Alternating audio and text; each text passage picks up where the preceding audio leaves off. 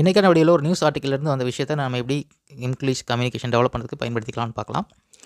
Divya Deshmukh, the 19-year-old international master from Nagpur, Maharashtra, etched her name into chess history by defeating Grandmaster Hambi Onero 1.5 to 0.5 in the tie breaks to win the Women's World Cup.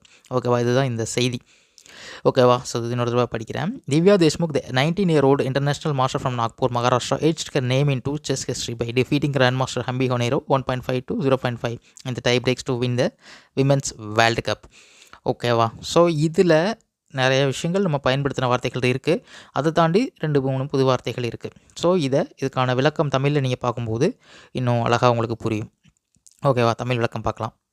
மகாராஷ்டிராவின் நாக்பூரைச் சேர்ந்த 19 வயதான சர்வதேச master Divya Deshmukh tie பிரேக்கரில் grand master Humpy ஹொனேருவை 1.5லேருந்து 0.5 அப்படிங்கிற ஒரு புள்ளி கணக்கில் தோற்கடித்து மகளிர் உலகக்கோப்பையை வென்றதன் மூலம் சதுரங்க வரலாற்றில் தன்னோட பெயரை பொறிச்சிருக்காங்க. இப்போ இந்த பொறித்தார் அப்படிங்கிறதுக்கு தான் எட்ச்டு அப்படிங்கிற ஒரு வார்த்தையை நம்ம அங்கே பார்த்துருந்தோம்.